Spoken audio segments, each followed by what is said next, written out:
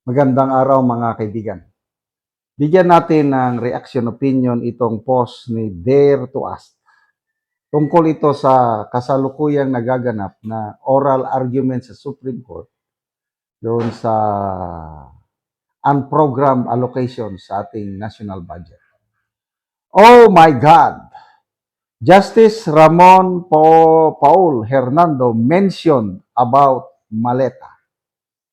He said, ayaw niya sa unprogrammed appropriations because, ito yung exact word ng justice, because they are too risky for me.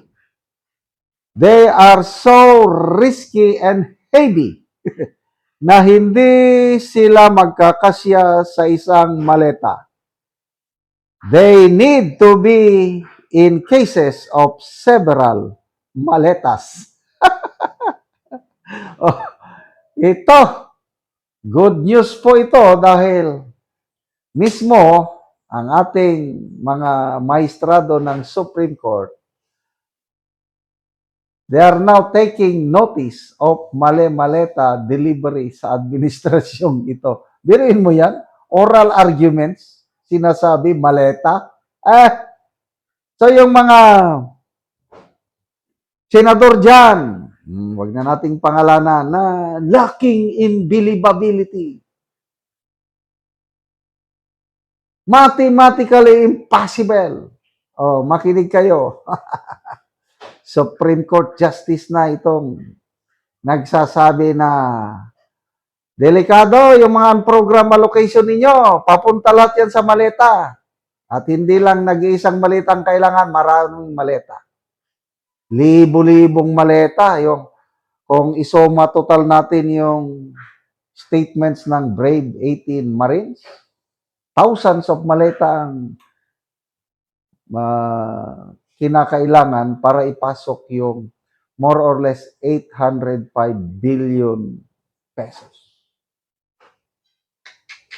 Grabe, itong nangyayari sa bansa natin, bakit pa tayo nagkaganito? Kung si VP Sara sana ngayon ang presidente natin, I'm sure hindi tayo magkakaganito. Sigurado naman sanang mananalo si VP Sara noong 2022 kung nakinig lang siya sa tatay niya, nakakandidato. Bakit kasi itong si... Sorry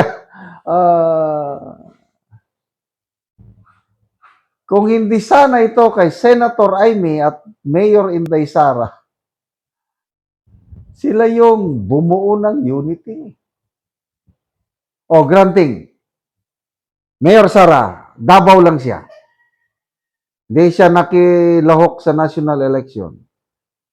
Kumandidato lang ang isang BBM. I don't know sinong maging kapartner siya. Ano sa tingin nyo, mananalo siya? To me, hindi. Tatalunin siya ni Madam Lenny. Kasi, ang dami ko nang na-meet, nagsasabi na bumoto lang, dito sa Mindanao, Mindanao, kami dito sa Mindanao, bumoto lang sila, Mindanao and Visayas, bumoto lang sila kay BBM dahil kay VP Inday Sara. Kaya, kung si President Sara sana ngayon ang namamahala, walang ganito. I can assure you that. But bakit pinayagan ng Panginoon na maupo ang isang weak leader na pinabayaan niyang nagkaganito ang ating kaban ng taong bayan? Isa lang sagot ko dyan, Romans 8:28. All things work together for good to those who love God, to those who are called according to His purpose. Sa nakikita ko is cleansing. Ini-expose ng Panginoon ang corruption sa gobyerno. Kaya nagsimba ko nung linggo, yung senior pastor sa dasal niya. Palagi siyang nagdarasal, Lord, yung corruption sa bansa namin, na bansang ito, please, have mercy on us. Continue to expose these corrupt practices and stop it. Ganon. Stop it. So, konting tiis lang mga kaibigan. Ngayon lang ito nangyari na may talamak na korupsyon, kailang na-expose. After this, naniniwala ako na magiging mas mabuting gobyerno na ang susunod. Kasi sa mga lessons learned na nangyari na ngayon, maiiwasan na itong mga ganitong magkakaroon na ng tunay na check and balances. Grabe ang ngayon lang nangyari na mayroong isang administrasyon na kaliwat kanan ang naisasampang kaso sa Supreme Court. Dami ko ng presidenteng napagdaanan.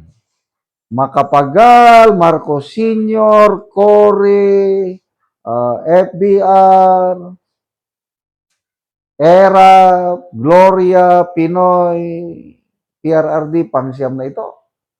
Ngayon lang. Maleta. Grabe. Salamat po. Justice Hernando. Hernando.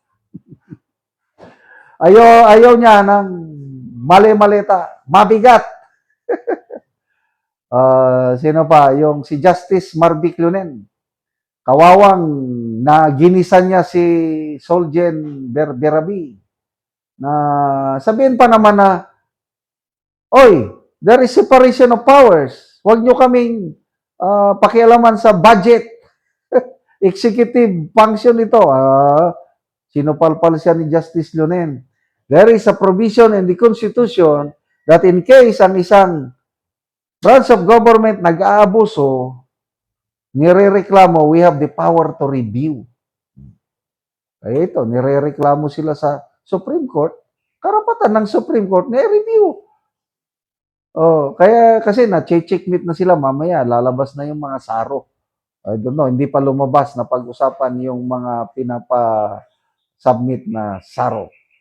Salamat mga kaibigan sa inyong pagsubaybay sa channel nito.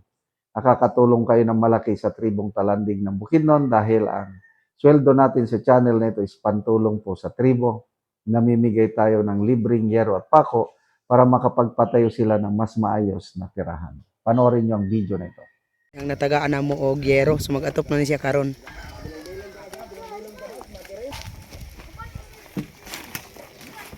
So mo na ni ang iyang gipatindog nga balay nga iyang pag-aatopan karon.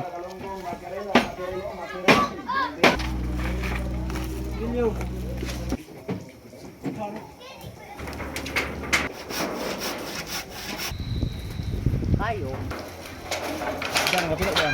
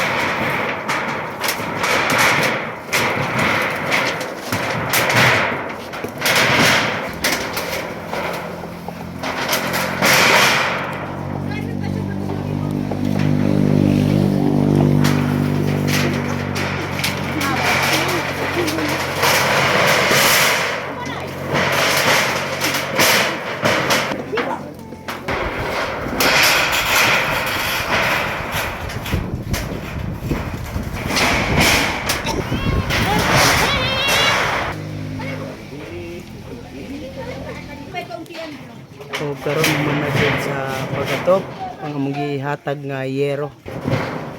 Salamat kayo sa Ginoo, agiog.